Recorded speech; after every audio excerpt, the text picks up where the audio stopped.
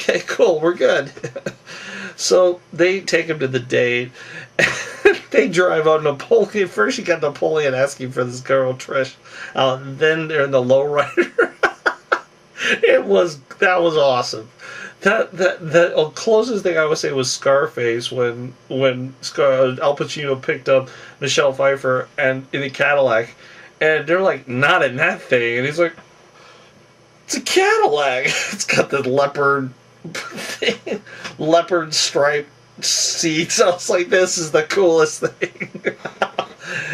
Someone that could spend the money in their car to make it look like that. Oh wow. So that was the cool thing. But see, that wasn't the ultimate. The ultimate is when the bully beats up not only Napoleon, but he beats up another kid wanting him soda money, 50 cents. 50 cents for a soda? Where the heck is this? I don't remember ever being 50 cents unless it's a company. And you know, hey, do you want Pedro's protection? So the bully again tries to take the kid's bike, and the lowrider guys show up, and they're like, you know, or they're like looking at the bully like, he's like, that was absolutely classic stuff. And you know, it was funny. I couldn't get into the film. I don't understand why so many people liked it. It was a very fascinating film, but it didn't grab me too much, other than a few funny sequences. Napoleon doing his dance routine. His brother all of a sudden is like dating some chick named Lawanda on the internet, and she happens to be heavily into hip hop and stuff. And all of a sudden he's like black clothes, chain. He's gonna go with her. He's like, forget Idaho, and you know, he's loving life. And, you know, and at the end of the film, it shows everybody kind of meeting people, even Napoleon meeting the girl, and Pedro becoming president, and everything's going on. And the only person that got screwed was Summer and the bullies. In a sense, it was like revenge, like the not so cool kids beat out the cool kids on that, which in retrospect, that doesn't happen. It's so rare, but it really doesn't happen. And when it does happen, it's more A, pity, or B, there's some condition why. And that's been my experience. And yeah, it seems shallow of me, but you know what? I was not the cool kid. I was on the receiving end of that, and I saw plenty of nonsense BS that should have been legitimate and should have the not so cool kids should have won out, and they didn't for the school or the image. You know, it's another one of those examples where you wish you had a time machine. You could take all the knowledge you have now back then and just run amok. Just run amok with them. Because you know what they could do. It's like they threaten you detention. Detention. Oh, you know. And you're like, as a kid, you're like, man, I don't want to be in detention. And really, your attitude should be, so? On that, okay, I'm here. I sat my hour. What's your problem? On that, and then they say, did you learn your lesson? I said, yeah, I talked and stuff. I get sat here for an hour.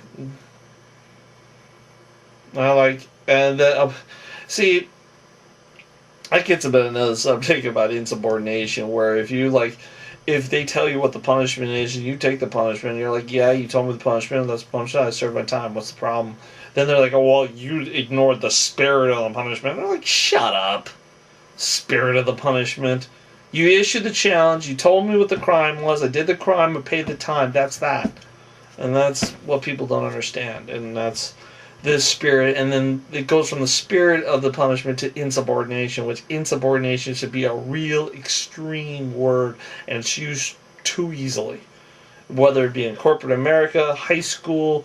It's like recently we just had some kid punch another kid in the balls, and then, or it was either punch him or kick him, I don't remember. All of a sudden that kid is now in trouble for sexual harassment. Huh? What? He punched him or kicked him, you know, and the stuff we've grown up with, and now it's sexual harassment? Whoa. And then another kid got suspended for a day because he called the teacher cute. Okay, no, suspended 2 days for calling a teacher cute. So let me ask you this. If the kid gets suspended for 2 days for calling a teacher cute, what does he get suspended or in trouble if he calls a teacher for being nice or cool or something like that? What, does he get a 15-minute suspension for calling them nice or to show favoritism over other teachers?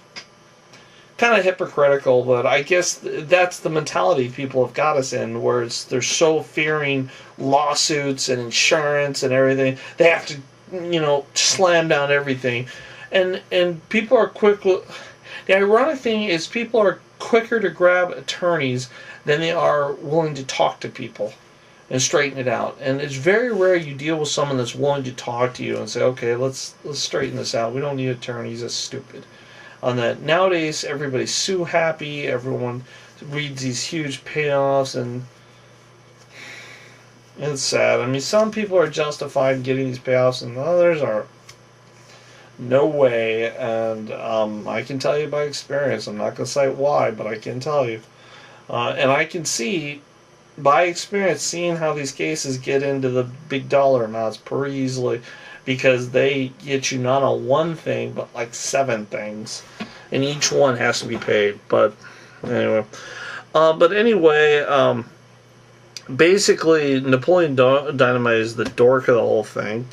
He goes back and forth, trying to be cool, trying to get girls. He's lying the whole time. He was like, in a lot of ways, like lying to look cool, making up stories to show how uncool he really is, and thinking he's cooler than everyone else, and and just not acting on it. But then he came through at the end when he's like, okay, I got to do something here because we got to do what's right.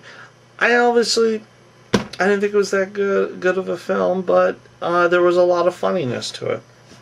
Not realistic, but very funny. So that's my opinion. I know I studied. I even wrote out a ton of notes. I didn't really even read any of it. I just talked about the film, and you know what the truth is about Napoleon Dynamite? If someone like that did exist, the real truth, the dude would be. How do I put this? He would be in Idaho for the rest of his life, probably.